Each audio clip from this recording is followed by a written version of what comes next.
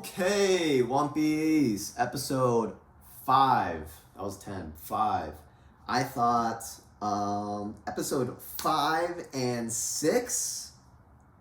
Yeah, 5 and 6 are when the story, the live action separates the most from the source material.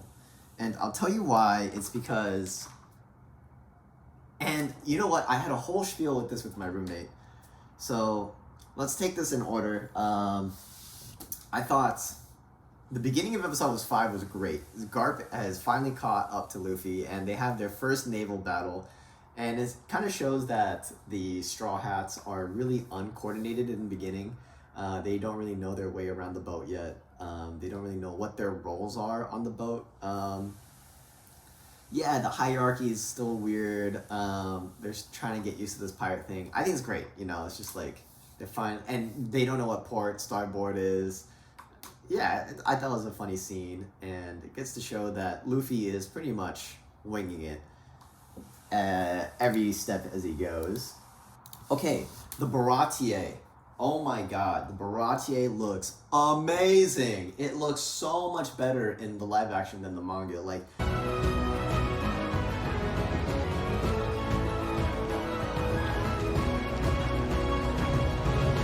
the Baratie, dude, I would be disappointed if they made this set and didn't make it an actual restaurant in real life. Like, I hope that they did that. I don't know if they did that, but they better have done that. So much detail everywhere. It looks like a real kitchen. The interior design is so cool. It just feels like a piratey bar. It's amazing. I cannot sing my praises. I think this is where the budget went. You get to see Sanji cook. 野菜粒とともに練り上げて油で揚げる肉の脂身はとろり溶けるまで煮込み貝殻でたっぷり出汁を取った特製ソースと絡める綿の苦みが食欲をそそり濃厚な味が疲れた体に生気を吹き込む And I think Sanji in One Piece is probably one of the most complex characters. And I'm going to go a little bit off the rails here, but I think it's necessary for everything that I'm talking about later on. So, without spoiling too much, Sanji is this type of person that has this constant inferiority complex. Like, he has very little self-worth for himself. And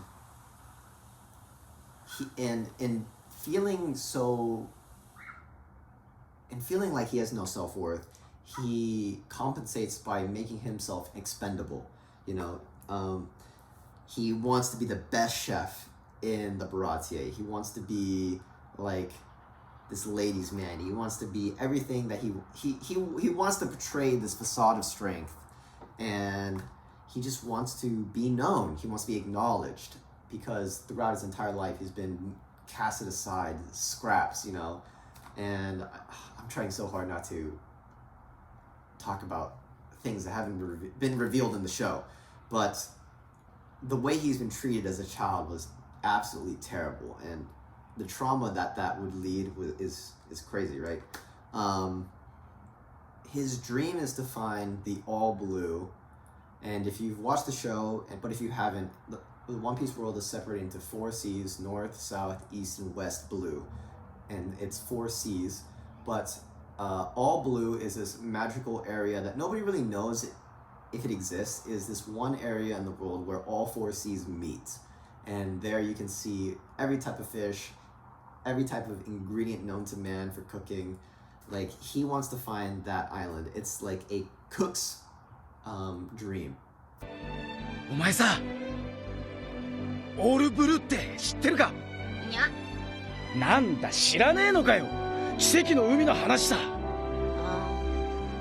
その海にはよ、イーストブルー、ウエストブルー、ノースブルー、サウスブルー、この4つの海にいる全種類の魚が住んでるんだ。俺たちコックには夢のような楽園だ。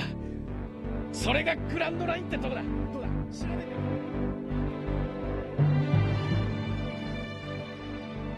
嬉しそうな顔しやがって。バカが。So he wants to find that island. Sanji, when we get to see him as a child, is working already as a cook on a ship, and the ship gets boarded by none other than the Cook Pirates and their captain Red Leg Zeph. その強靭な脚力は岩盤をも砕き、鋼鉄にすら足形を残せたと聞く。そして赤足とは敵を蹴り倒して返り血を浴びた貴様の靴のこと。Which I always thought was one of the coolest epithets in One Piece. Red Leg Zeph. Your legs are always stained with the blood of your enemies. Anyway, yeah. Sanji eventually fights Red Leg Zeph, loses, and says, I can't die here, I need to find the All Blue. And Zeph's like, what did you say? The ship capsizes because nobody's paying attention to the sea. And capsizes, and Zeph saves Sanji. And they're on this like remote island, and Zeph gives Sanji a bag of food, and he's like, go to the other side of this little tiny rock, and then we'll try to find a ship to rescue us. I think like 75 days go by, and Sanji has depleted his bag of food, and then he goes and tries to get more food from Zeph, because initially Zeph's bag of food was like 3 times bigger than Sanji's because he's like a big adult grown man, and he finds out that the bag is pretty much full, and Sanji rips open the bag and he finds out that Zeph gave, if not all of the food to Sanji, and he's like, why would you do that for me? And then Zeph says, you had the same dream as me. And then he realized, Sanji sees that Red Leg Zeph has eaten his own leg. And the impact on that is crazy because Red Leg Zeph's entire pirate career was dependent on his legs. And so for him to eat his leg and not his hands, which he values more, because if you're going to be a cook, you need your hands to be a cook. So he values being a cook more than being a pirate. And it kind of shows his resignation. It's his resignation of being a pirate. He's given up being a pirate and he's accepted his role as a chef. At this point in time, in my head, he has resigned himself of that dream of finding the All Blue because he finds someone that can inherit his will. One Piece, he's going to inherit his will. Sanji's going to inherit his will to find the All Blue. そんな余計なことすんなよ。俺はお前に優しくされる覚えはねえぞ。なんでだよ。なんでだよ。お前が俺と同じ夢を持ってたからだ。They eventually get saved, and with the treasure that Zeph stashed for himself, they buy the Baratie. Okay, the first thing that really changes the story, and I think it's like domino effect. Because this happens, so much changes on later.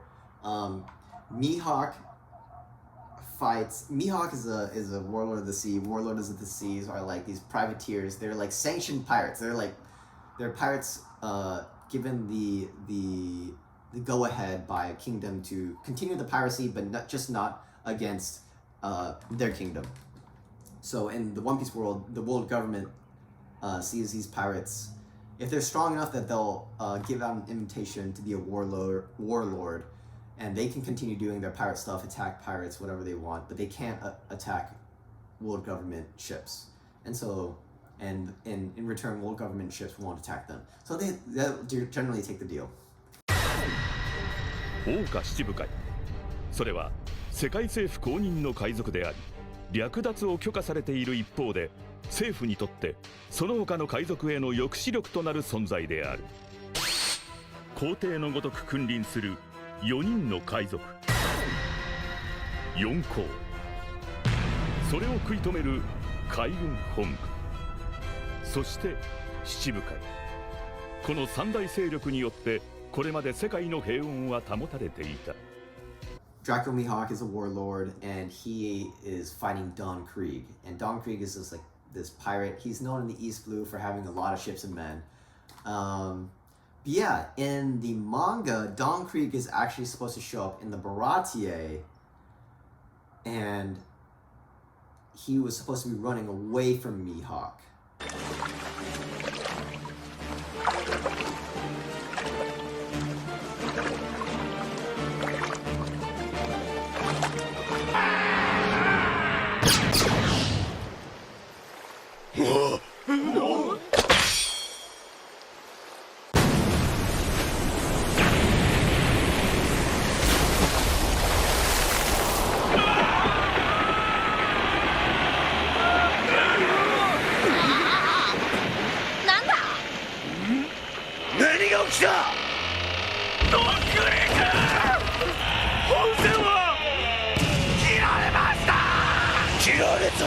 切られただと、この巨大ガレオン戦をか。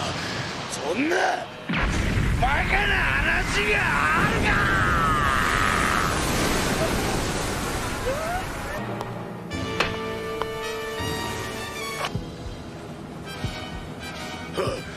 あの野郎、追ってきやがった。And he's going to take the Baratie as a new ship. But in live action, Mihawk just completely destroys Don Krieg right then and there. Why are you after me? You woke me from my nap. Then allow me to make it permanent!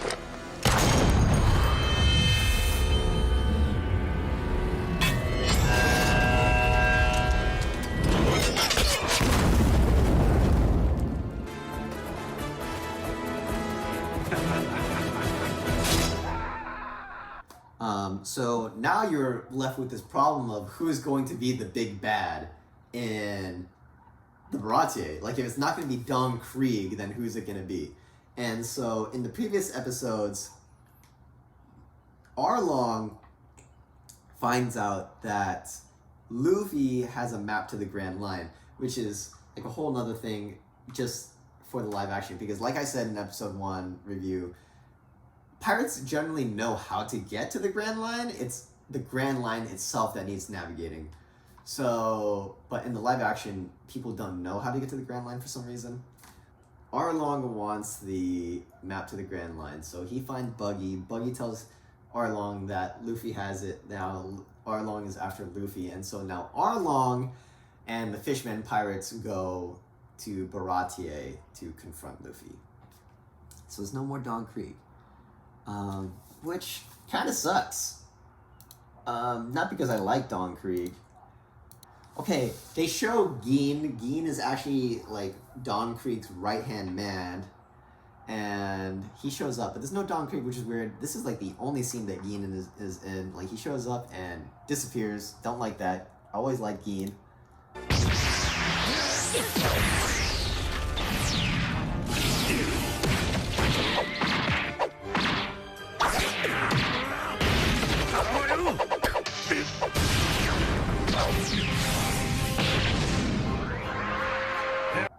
Mihawk goes to the Baratie, and okay, Garp tells Mihawk to find his grandson, bring him alive, so Garp can tell Luffy to not become a pirate, blah blah blah. I thought this was really weird because now Mihawk is not just randomly floating. In the story, he's just randomly floating. Don Krieg pisses Mihawk off, and Mihawk is just chasing him just because he's bored. Mihawk finds Don Krieg at the Baratie, and then Zoro sees Mihawk. He's like, holy shit, he's the world's greatest swordsman. And then he challenges him to a duel.